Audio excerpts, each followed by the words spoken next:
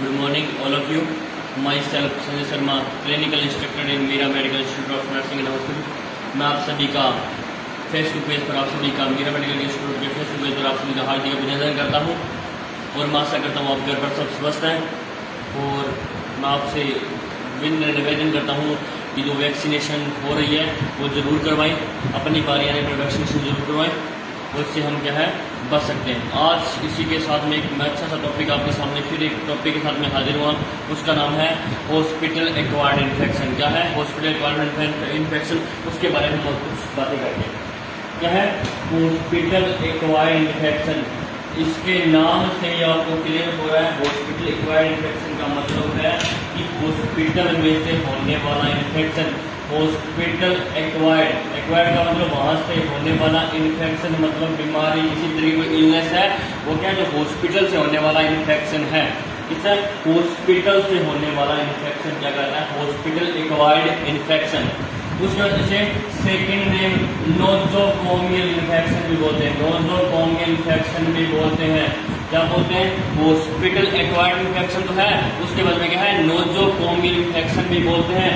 और third name क्या है हॉस्पिटल एसोसिएटेड इन्फेक्शन, मतलब हॉस्पिटल से होने वाला इन्फेक्शन क्या कहलाता है हॉस्पिटल एक्वायर्ड इन्फेक्शन, नोज़ोकोमियल इन्फेक्शन और hospital associated infection.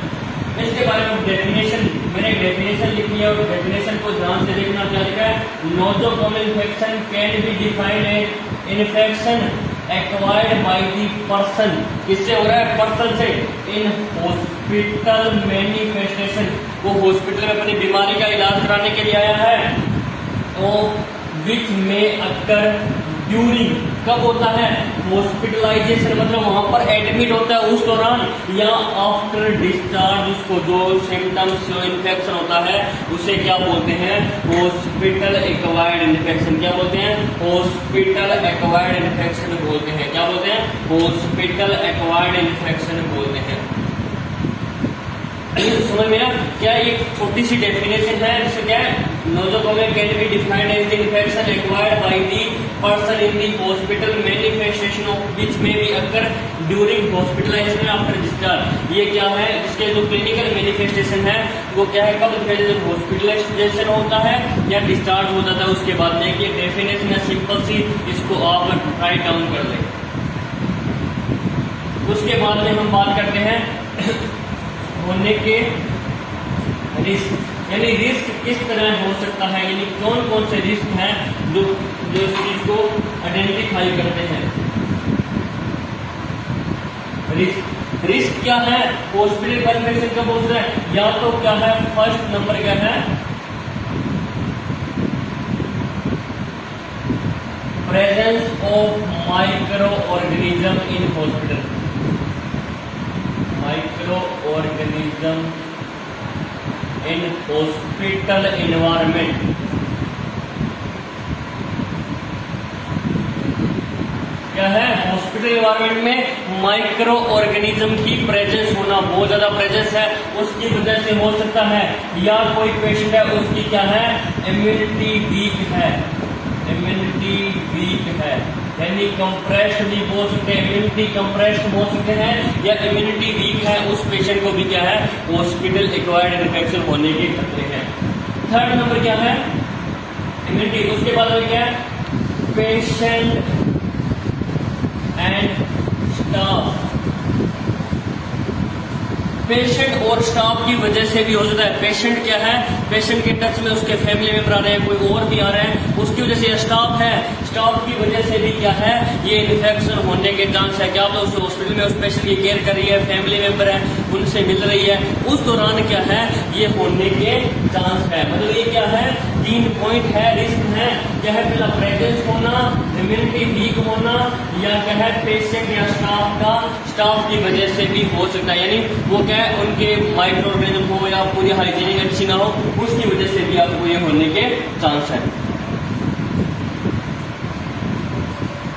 Acquired infection में क्या है एक एपिडेमियोलॉजिकल ट्रायल भी उसके अंदर आपको फॉलो करती है, epidemiological trial,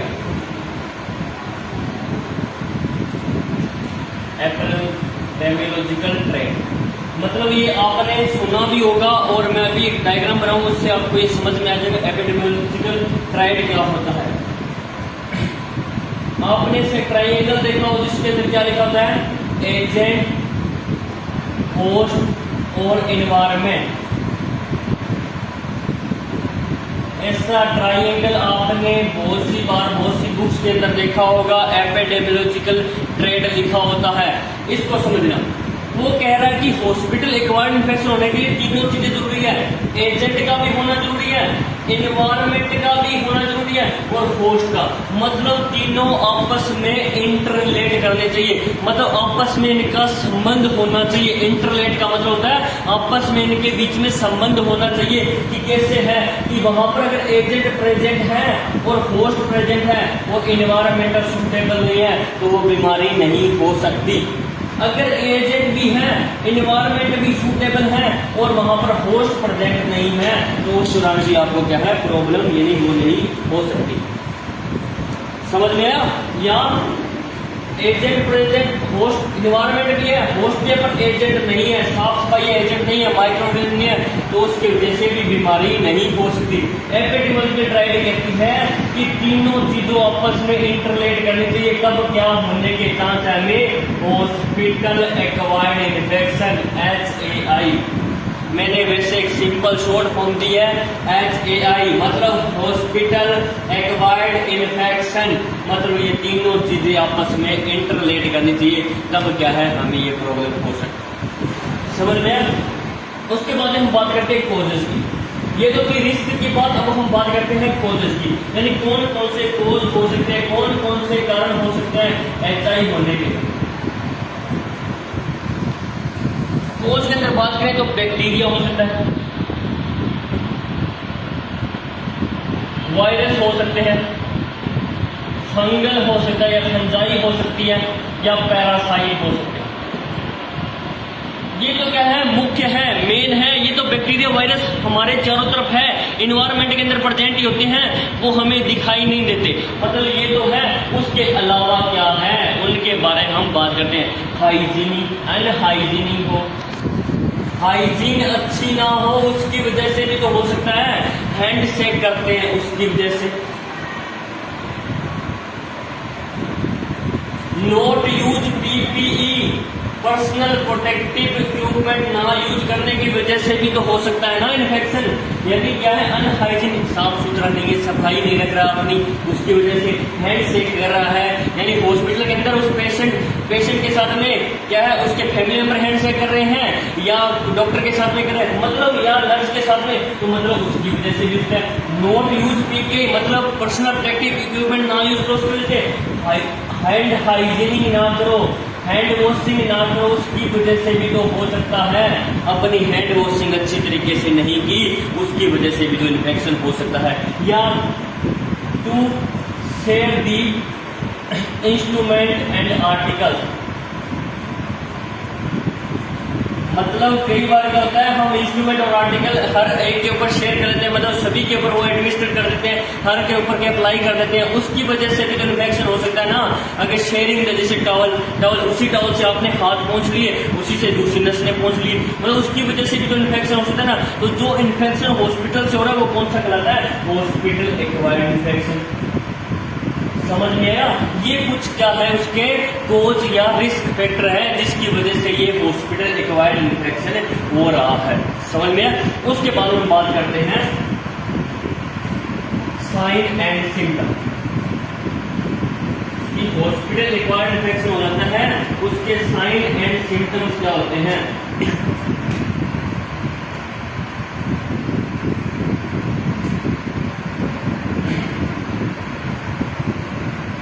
sign and symptom, sign and symptoms क्या होंगे, हॉस्पिटल का इन्फेक्शन हो गया है तो क्या है, मोस्टली जो हम देखेंगे इचिंग, पूरी बॉडी पर क्या है, इचिंग हो सकती है। क्या हो सकती है, इचिंग हो सकती है, मतलब पूरी बॉडी पर थोड़ी थोड़ी इचिंग आ सकती है, मतलब रेडनेस भी हो सकती है। जब इचिंग होगी तो रेडनेस भी होगी। समझ में आया? मतलब फेस पर क्या है, इचिंग, या हमारे शरीर पर क्या थोड़ी थोड़ी इचिंग हो सकती है, रेडनेस भी आ सकती है। और रेडनेस आएगी तो क्या है, आपने देखा होगा ऐसी कंडीशन के अंदर क्या है, डर्मेटाइटिस हो जाता है। डर्मेटाइटिस का मतलब है चकंदे से बन जाते हैं, जहां जहां खारिज करते हैं वहां पर चकंदे से बन जाते हैं, मतलब वो क्या है, डर्मेटाइटिस हो सकता है। उसके बाद में डायरिया हो सकता है, फीवर आ सकता है, मतलब दस्त लग सकता है, फीवर आ सकता है, मतलब फीवर आ सकता है। और डायरिया और ये फीवर किस लिए है कि डायरिया क्या है, अगर हम हॉस्पिटल में काम करें, हॉस्पिटल में अगर टॉयलेट हम शेयरिंग करेंगे, टॉयलेट का यूज हम एक ही टॉयलेट का यूज हम बार बार करेंगे, उसको फ्लश नहीं दबाएंगे, उसकी हाइजीनिंग अच्छी नहीं रखेंगे, उस दौरान भी तो हो सकता है डायरिया हो सकता है, यूटीआई इन्फेक्शन हो सकता है, यूरिनरी ट्रैक इन्फेक्शन हो सकता है, एसटीडी हो सकता है, सेक्सुअल ट्रांसमिटेड डिसीज हो सकता है इन्फेक्शन की वजह से, और फीवर भी हो सकता है, डिफिकल्टी इन ब्रीथिंग भी हो सकता है, DID लिख रहा हूँ, डिफिकल्टी इन ब्रीथिंग, सांस लेने में दिक्कत भी हो सकती है। ऐसे बहुत सारे, कफिंग हो सकती है, स्नीजिंग हो सकती है, या फ्लू लाइक सिम्टम आ सकते हैं। फ्लू लाइक मतलब क्या है, फ्लू लाइक सिम्टम मतलब sneezing, coughing, running nose, cold, गले में थ्रोट पेन थोड़ा बहुत होता है, यानी ये क्या है, फ्लू लाइक सिम्टम आ सकते हैं। ये क्या है, हॉस्पिटल एक्वायर्ड इन्फेक्शन के साइन एंड सिम्टम्स हैं। इसके हॉस्पिटल एक्वायर्ड इन्फेक्शन के साइन एंड सिम्टम्स हैं। उसके बाद हम बात करते हैं डायग्नोस्टिक एवेल्यूएशन की। डायग्नोस्टिक एवेल्यूएशन में क्या करेंगे,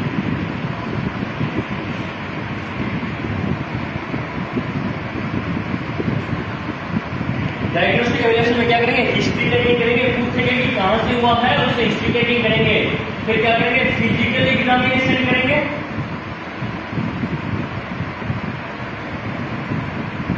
उसके बाद में क्या है, ब्लड एग्जामिनेशन भी तो करवाएंगे कि इन्फेक्शन कितना हुआ है। ब्लड एग्जामिनेशन में क्या करवाएंगे, CBC करवाएंगे, कंप्लीट ब्लड काउंट करवाएंगे, कंप्लीट ब्लड काउंट टेस्ट करवाएंगे कि इससे CBC करवाएंगे, उससे पूछेंगे कि इन्फेक्शन बढ़ रहा है, WBC सेल बढ़ रहे हैं, वो यूरिन एग्जामिनेशन करवाएंगे।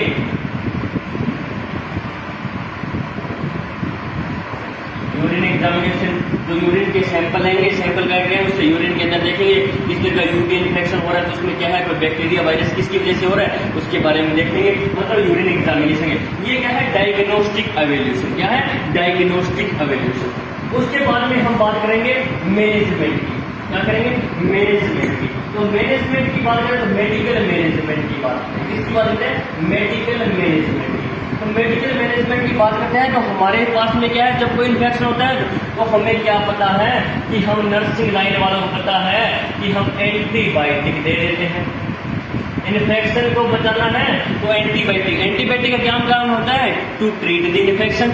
इन्फेक्शन से बचाना है मतलब एंटीबायोटिक देंगे। अगर उसको फीवर हो रहा है तो एंटीबायोटिक देंगे, मतलब फीवर को रिड्यूस करने वाली ड्रग्स कौन सी है, एंटीबायोटिक्स। यानी फीवर का अदर नेम क्या है, पायरेक्सिया तो है ना, इसलिए एंटीबायोटिक मतलब उस पायरेक्सिया के अगेंस्ट काम करने वाली ड्रग्स। उसके बाद में हम एनाल्जेसिक्स दे सकते हैं। इस तरीके से हम क्या है, वो बहुत सारे ड्रग्स क्या है, ये सिम्टोमेटिकली देंगे। हम क्या करेंगे, सिम्टोमेटिकली हम उसको देंगे। पर इसके अंदर जो HAI के अंदर जो मेन है वो है प्रिवेंशन। वो बहुत जरूरी है, बहुत इंपॉर्टेंट है कि हमें प्रिवेंशन रखना जरूरी है।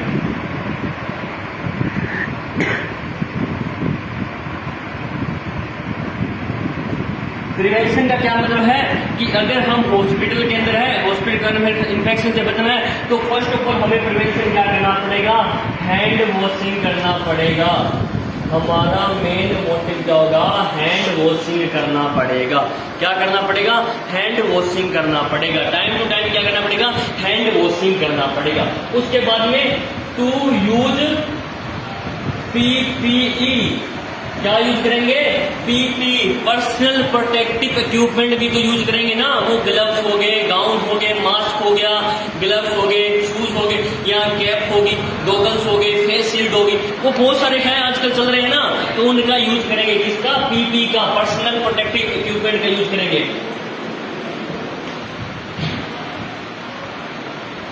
टू यूज स्टरलाइजेशन आर्टिकल या स्टरलाइज आर्टिकल्स का यूज करेंगे,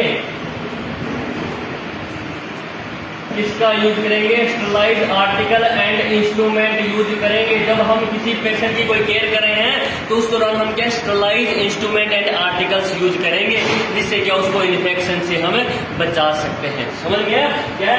और डू नॉट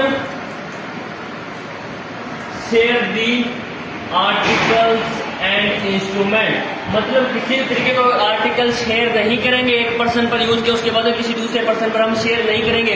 मतलब क्या इस चीजों का भी हमें क्या है ध्यान में रखना है। उसके बाद में क्या है हैंड वॉशिंग हो गई, पीपी हो गया, आपका स्टरलाइजेशन आर्टिकल हो गए, ये हो गया। उसके बाद में क्या है नेक्स्ट जो है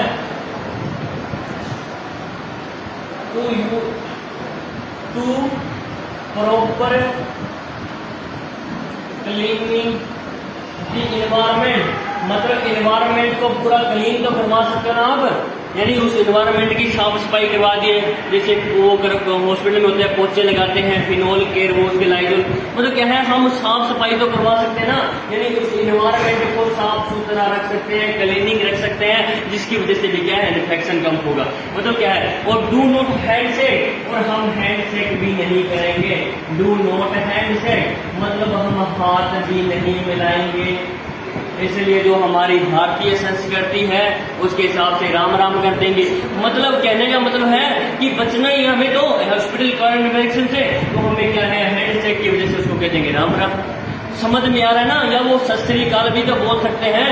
ऐसा हम क्या है कर सकते हैं कब, जब हॉस्पिटल एक्वायर्ड इन्फेक्शन के प्रिवेंशन की बात आती है। उसके बाद हम प्रिवेंशन में और बहुत सारी बचते हैं कि किसी चीज को छूने से पहले हमें हैंड वॉशिंग करना है, वो मैंने बता ही दिया पहले आपको। और बहुत सारी चीजें हैं जिनसे हम बच सकते हैं पर्सनल टेक्निक्स यूज करके।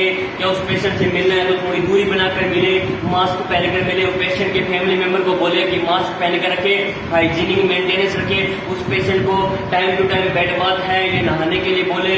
और उसके बाद में टॉयलेट का भी जो है ना, टॉयलेट को यूज करते हैं, उसके बाद उसको भी तो क्लीनिंग करवा सकते हैं थोड़े टाइम के लिए, यानी आज यूज किया 4-5% ने यूज किया, उसके बाद क्लीनिंग करवा दो। स्क्रब यूज करो, जिसको हैंड वॉशिंग करने के लिए स्क्रबिंग यूज कर सकते हो ना, स्क्रब यूज करो जिससे भी हैंड वॉशिंग अच्छी हो जाए और उसको भी क्लीन कर सकते हो। जब आप वहां पर वॉशरूम में जा रहे हो उसके बाद फ्लश को दबा दें और उसको बाद में क्लीन करवा दें। वहां पर जो वर्कर्स है ना को वर्कर्स उनसे कहते हैं कि साफ कर दो क्लीनिंग वास्ते, यानी ऐसे करके हम क्या बहुत सी चीजें हैं जिनसे हम क्या हॉस्पिटल एक्वायर्ड इन्फेक्शन को होने से बच सकते हैं, मतलब अपनी हाइजीनिक को मेंटेन रख सकते हैं। आज के लिए इतना ही, आज का एक छोटा सा टॉपिक था हॉस्पिटल एक्वायर्ड इन्फेक्शन। मैं आशा करता हूँ आप सभी को समझ में आए, और जब भी आप ये टॉपिक देखने लगे तो लाइक शेयर और कमेंट जरूर करें। और साथ में क्या इस वीडियो को एक नोटबुक के अंदर आप इस साथ में नोटबुक लेकर बैठे, जिससे क्या है साथ में जो मेन पॉइंट है उनको आप नोट करते जाएं। धन्यवाद।